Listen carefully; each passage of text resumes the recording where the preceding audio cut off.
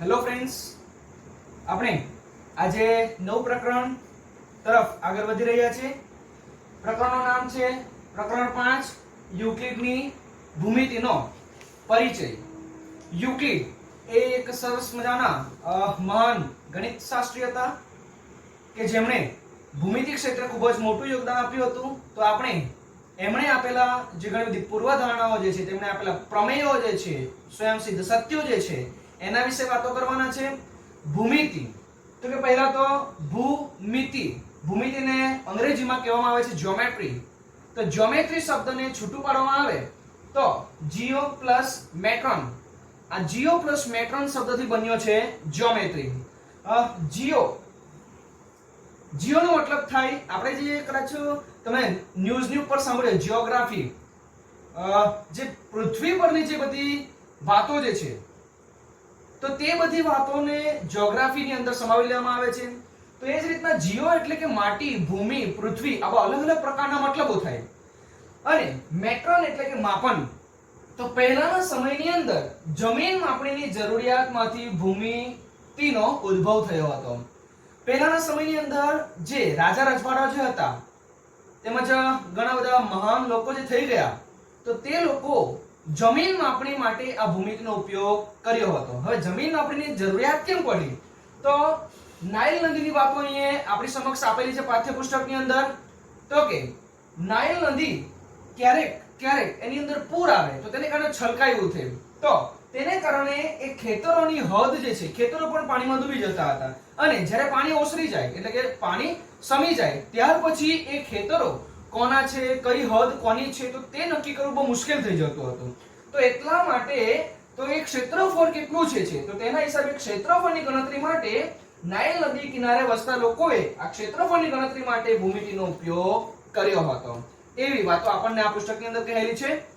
ત્યારબાદ એટલું જ નહીં, તો કે અનાજ જે છે ખેતીમાંથી આવે, તો તે અનાજને ભરવા માટે મોટા મોટા પીપની જરૂર પડતી હતી. તો એ પીપમાં કેટલું અનાજ સમાઈ શકે, તો તે કઈ રીતે ખબર પડે? તો કે ધોરણ 8 ની અંદર તમે શીખ્યા હશો ઘનફળની માહિતી થોડી ઘણી. તો ઘનફળ એટલે કે પદાર્થે અવકાશમાં રોકેલ જગ્યા, અને ક્ષેત્રફળ એટલે કે સપાટી પર રોકેલ જગ્યા. બરાબર? તો તેના આધારે એક ઉદાહરણ લઈએ. તો કે આ પાટિયા ઉપર આ ચોરસે રોકેલું ક્ષેત્રફળ કેટલું? તો કે પાટિયા ઉપર લંબાઈ અને પહોળાઈ, આ લંબાઈ લઈએ અને આ પહોળાઈ લઈએ, તો લંબાઈ ગુણ્યા પહોળાઈ એટલે કે આટલો વિસ્તાર જે છે એ પાટિયા ઉપર ચોરસે રોક્યો છે. પણ જો હું કદાચ આ એક બોક્સ લઉં અને એને પાટિયા ઉપર કેટલી જગ્યા રોકી, તો આપણને તેના ક્ષેત્રફળ દ્વારા મળી શકે. પણ તેને અવકાશમાં કેટલી જગ્યા રોકી, તો તેની લંબાઈ પહોળાઈની સાથે સાથે ઊંચાઈને પણ માપવું પડે. તો એ જ આધારે આવું બોક્સ જે છે, આ બોક્સની અંદર સરેરાશ કેટલા ચોક સમાઈ શકે, તો તે શોધવા માટે શું કરવું પડે? તો કે બોક્સનું ઘનફળ શોધવું પડે. તો એ જ અનુસાર જે અનાજના જે ભંડારો જે હતા, તો તેના માટે અનાજ કેટલું સમાઈ શકે તે શોધવા માટે ઘનફળના ઉપયોગ માટે તે સમય દરમિયાનમાં પિરામિડ આકારના બધા જે સાધનો જે છે તે બનાવવામાં આવતા. આપ સૌ જાણો છો, પિરામિડ થી તમે પરિચિત હશો જ.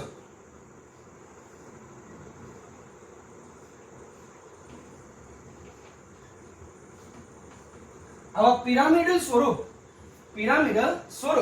તે બધા કોઠારો બનાવવામાં આવતા. તો તે પિરામિડની બનાવટમાં પણ કોનો ઉપયોગ થાય? તો કે ભૂમિતિનો ઉપયોગ થતો હતો. તો પહેલાના સમયમાં આ બધી બાબતો માટે ભૂમિતિનો ઉપયોગ થતો હતો, અને આપણે પણ અત્યારે પણ વ્યવહારની અંદર આ ભૂમિતિનો ઉપયોગ કંઈક ને કંઈક અંશે કરતા જ હોઈએ છીએ. તો આપણે પણ આ ભૂમિતિથી પરિચિત થવું બહુ ઉપયોગી છે. તો આપણે વધુ માહિતી મેળવીએ. હડપ્પા અને મોહેન્જો-દડોના ખોદકામ વખતે એ જાણવા મળ્યું કે સિંધુ ખીણની સંસ્કૃતિમાં આશરે 3000 વર્ષ પૂર્વે આ ભૂમિતિનો વ્યાપકપણે ઉપયોગ થયો હતો એવું કહેવાય છે. તમે ધોરણ 10 ની અંદર આખું પ્રકરણ ભણશો, મોહેન્જો-દડો, પછી હડપ્પા. તમે ધોરણ 7, 8 ની અંદર પણ ઘણી બધી માહિતી મેળવીને આવ્યા હશો. તો કે હડપ્પા જે છે, મોહેન્જો-દડો જે છે, જ્યારે ખોદકામ કરવામાં આવ્યા, તો તે શહેરોના વિવિધ તે સ્થળોએ જે મળતા શહેરો જે હતા, તેમજ વિવિધ રસ્તાઓ જે છે, ગટર યોજનાઓ જે છે, એની રચના એવી રીતના કરેલી કે જાણે હાલના એન્જિનિયરે કરેલી હોય એવી રીતના એ એકદમ સુવ્યવસ્થિત અને પેરેલલ. કોઈ પણ જગ્યાએ રસ્તા ઉપર ટ્રાફિક જેવું જોવા મળતું નહીં. હું તમને ધોરણ 10 ની માહિતી થોડી ઘણી કહું તો ધોરણ 10 નું પ્રકરણ નંબર 5 તેની અંદર ઘણી બધી માહિતી આપેલી છે. તો એની અંદર કહેવામાં આવ્યું છે કે તે સમયના હડપ્પાના રસ્તાઓ 12.75 ફૂટ પહોળા હતા અને દરેક રસ્તાઓ કાટખૂણે મળતા હતા કે જેથી કોઈ પણ વ્યક્તિ કોઈ પણ જગ્યાએથી જઈ શકતું હતું. ગટર યોજના એવી હતી કે ક્યારે પણ એની અંદરથી પાણી ઉપર બહાર આવતું નહીં. અત્યારે જોવા જઈએ તો ગટર કેટલી ફૂલેલી હોય, બરાબર, બહાર લીકેજ થયા કરે, તેને કારણે કેટલી ગંદકી ફેલાય. તો ભૂમિતિ આવા બધા પ્રશ્નોના નિરાકરણ માટે પણ ઉપયોગી છે. એવું પણ એમાં લખાયું છે કે તેના રસ્તાઓની રચના એવી રીતના કરવામાં આવતી હતી કે કોઈ પણ નગરપાલિકા કે પછી સફાઈ કામદારની જરૂર પણ ન પડતી હતી. એટલે કે રસ્તા એકદમ ધોળાવવાળા બનાવેલા હતા. એકવાર પવન ફૂંકાય એટલે બધો કચરો સાફ થઈ જતો હતો. તો ત્યાં આગળ શું લાગેલું છે તો કે ભૂમિતિ.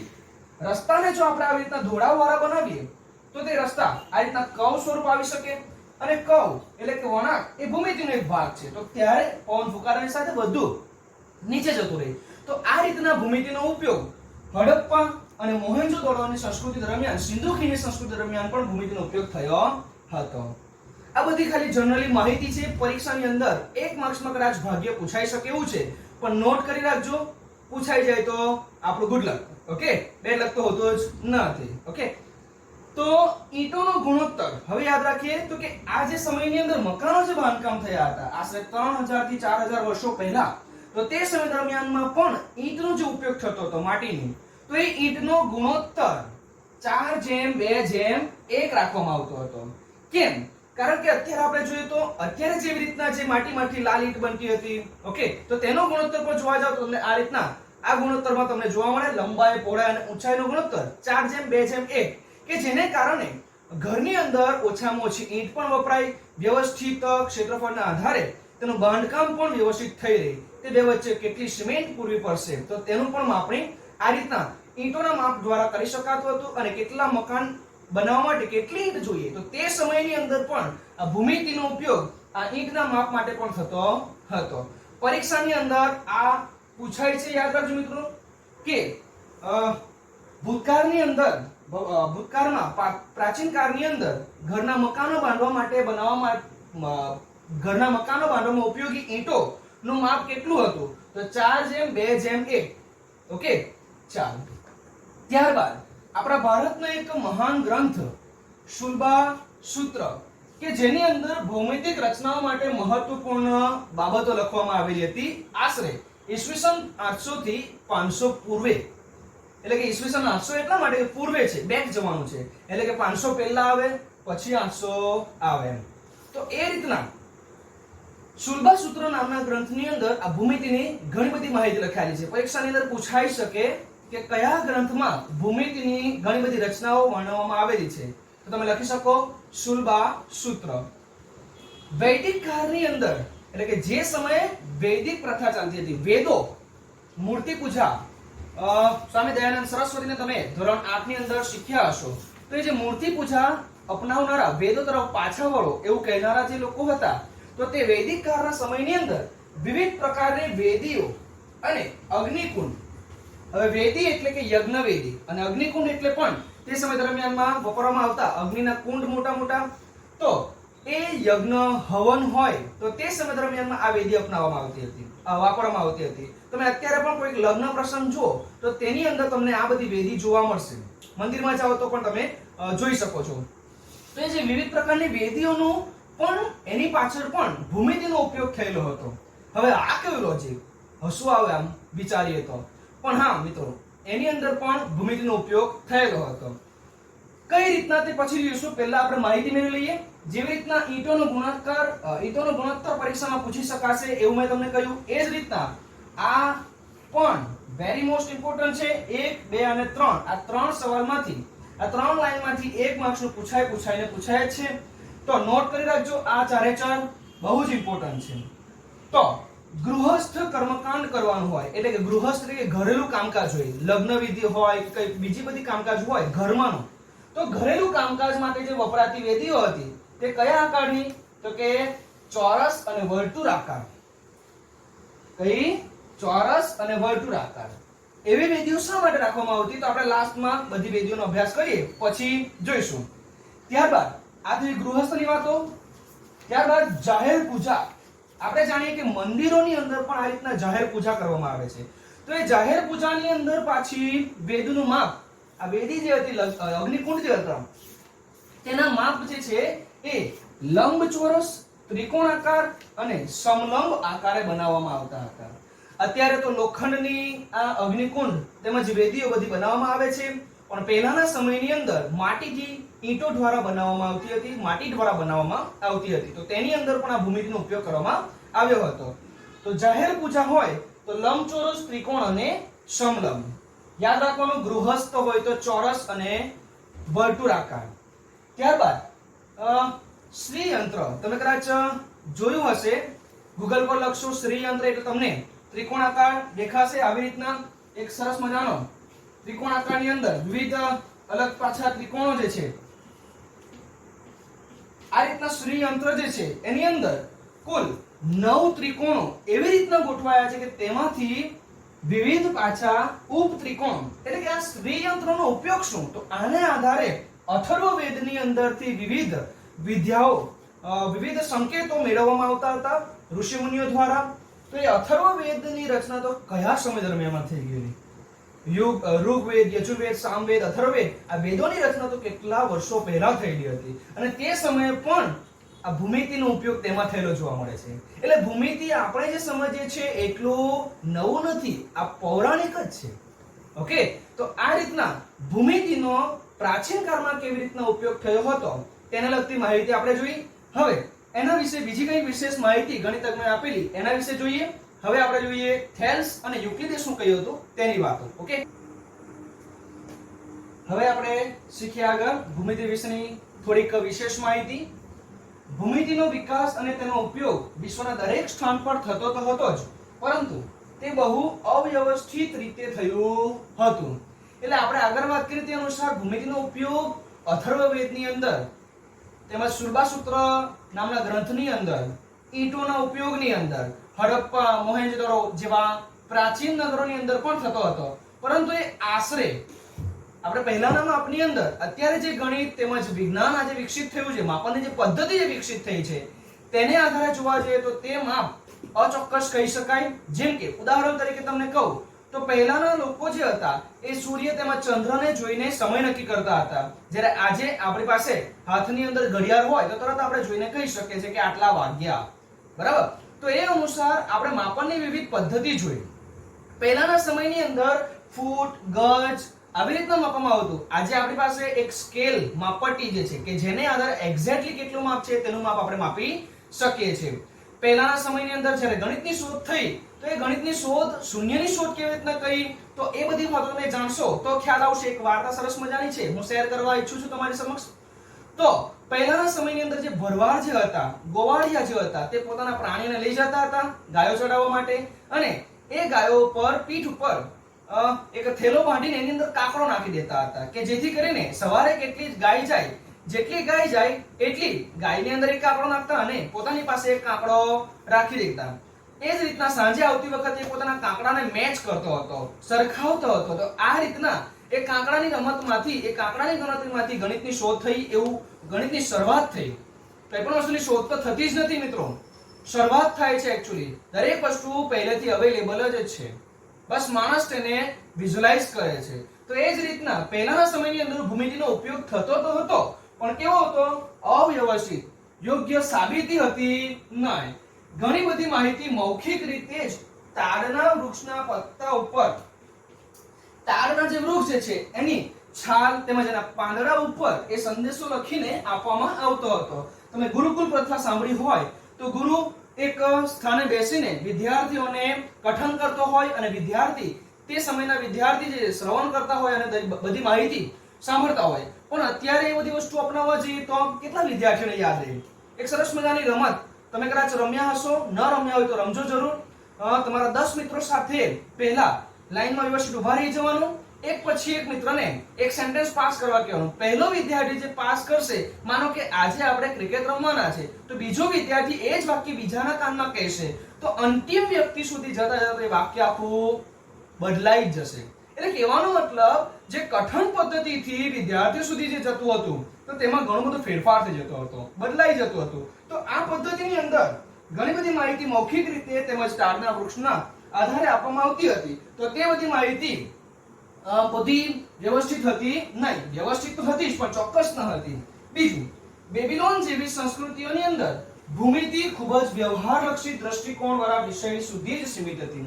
આજે બેબીલોન જેવી સંસ્કૃતિ જે છે, આપણા વિશ્વની ઘણી બધી સંસ્કૃતિ જે છે, ભારતીય સંસ્કૃતિની અંદર વૈદિક સંસ્કૃતિ, હડપ્પીય સંસ્કૃતિ, સિંધુ ખીણની સંસ્કૃતિ, ઇજિપ્શિયન સંસ્કૃતિ, પછી આજે બેબીલોનની જે સંસ્કૃતિ જે છે, આ રીતના અલગ અલગ પ્રકારની જે સંસ્કૃતિઓ વિશ્વની જે છે તેમાંની એક બેબીલોન સંસ્કૃતિ જે છે, એ બેબીલોન સંસ્કૃતિની અંદર પણ ભૂમિતિનો ખાસો એવો ઉપયોગ થયો હતો. પણ તે લોકો પણ ખાલી વ્યવહારલક્ષી દ્રષ્ટિકોણ સુધી સીમિત રાખ્યો.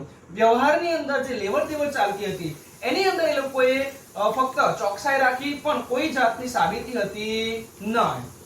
ઇજિપ્તવાસીઓ દ્વારા વિકાસ પામેલ ભૂમિતિમાં મુખ્યત્વે પરિણામોનું કથન જ સમાવિષ્ટ હતું. એટલે કે ઇજિપ્તવાસીઓ પણ એની આગળ ગયા. એમણે ફક્ત ને ફક્ત વ્યવહારની અંદર ભૂમિતિનો ઉપયોગ કર્યો, પરંતુ ઇજિપ્તવાસીઓએ ઘણા બધા કથન પણ આપ્યા હતા કે આ રીતના આ થઈ શકે છે. તે કથન ખાલી આપ્યા હતા, એની કોઈ સાબિતી હતી નહીં. અને ગણિત અને વિજ્ઞાન સાબિતી વગર માનવામાંનું નહીં. ઓકે, આગળ જઈએ.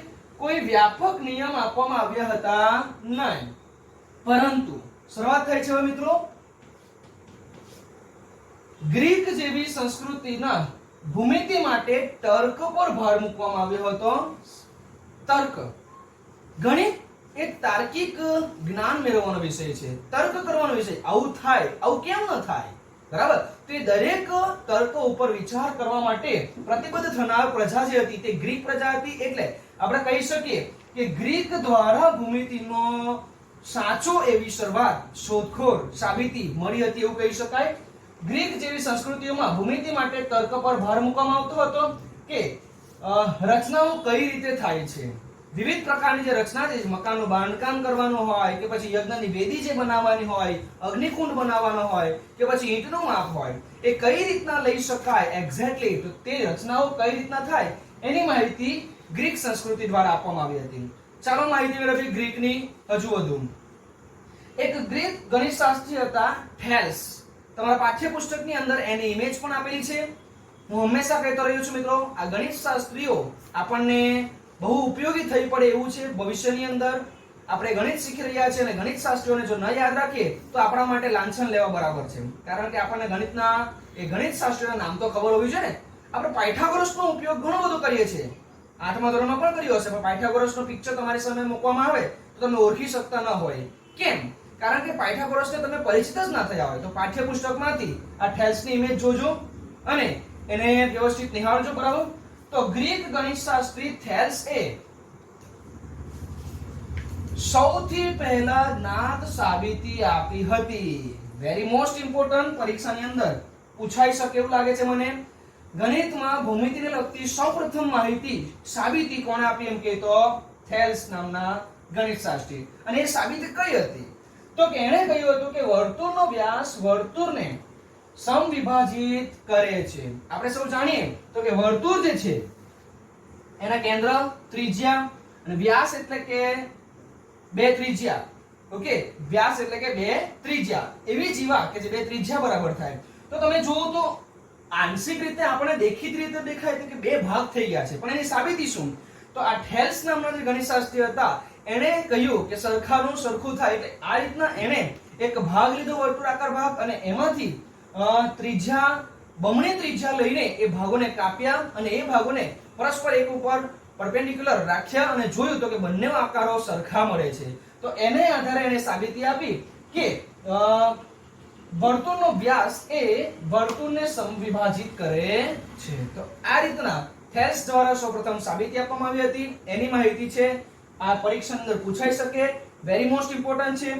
હજુ આપણે યુક્લિડ અને પાયથાગોરસની વાતો શીખીએ. તો ચાલો આપણે ગ્રીક તત્વજ્ઞાનીઓ જે છે, ગ્રીક ગણિતશાસ્ત્રીઓ જે છે એને આપેલી વિશેષ માહિતી જોઈએ.